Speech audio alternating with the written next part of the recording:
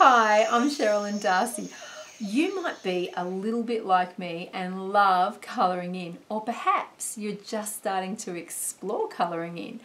I'm an author and illustrator. I'm also an art and craft teacher, and I really thought it would be quite cool to put together a series of videos that explore colouring in. Just all the different aspects, including how to use various mediums and a few very easy techniques. These in no way detract from the calming, beautiful serenity that colouring in gives so many of us. They're just small things that you may like to incorporate into your colouring in. The first one is shading. I'm going to show you today how to use just a simple HB pencil to add a little bit of dimension to your colouring in. This is really lovely if you're someone who does animals and birds and things with feathers and dimension or petals of flowers. It just adds a little bit of a 3D look. Very easy, very simple. There's no rules, just little tips and techniques. So enjoy finding out how to add a little bit of shade to your colouring in.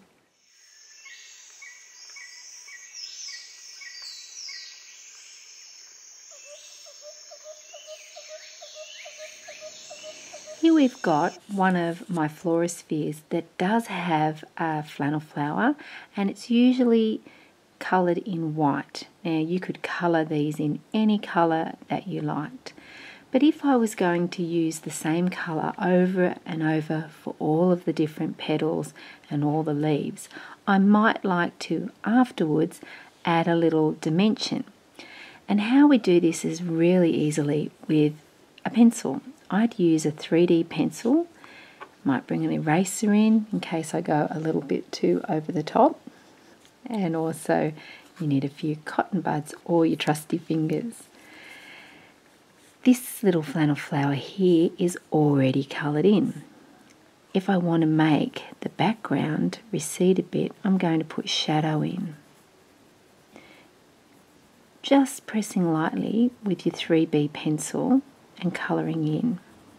It's pretty easy to take away, but you don't want to smudge the beautiful work you've done underneath. So you can lift any mistakes out, but still being careful. So you can go quite dark, but you can see the pressure that I'm using. I'm not scribbling into the page. I'm just putting layer and layer up on it. Now we can also do this in between the petals.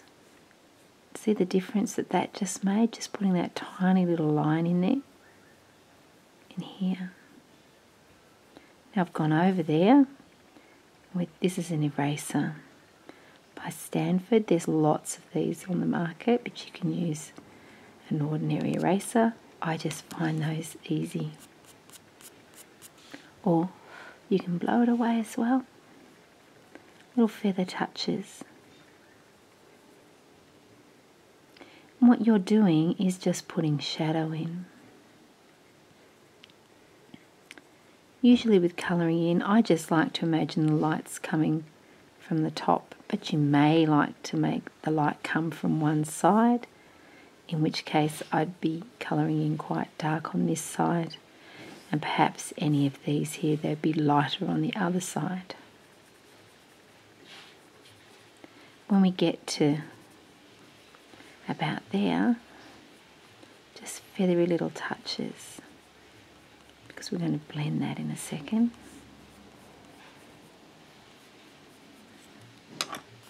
So with a cotton bud in little circles,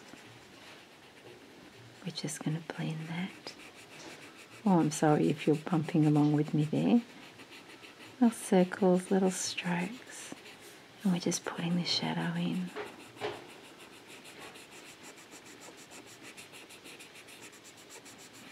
And see the shadow? As I said, anything that goes over, really easily rubbed out with an eraser. As long as you didn't sort of come in too hard with your pencil to start with.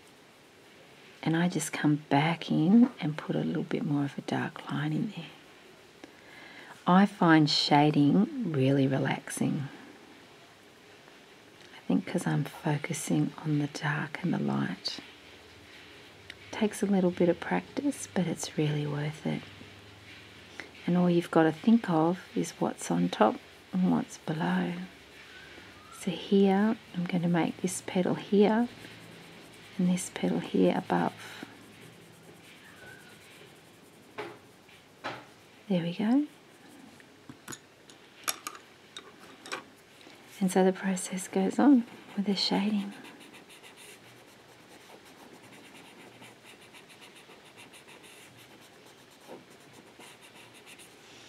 There we go. I hope you enjoy experimenting with shading your colouring in. This can be done over pencil. It can be done over permanent markers that have thoroughly dried. But there is another technique I'm going to show you later that you can use with other markers. But it does work with any colour pencils, whether they're Prismas, which are wax-based, watercolour, or studio or student pencils. I hope you enjoy shading your colouring in.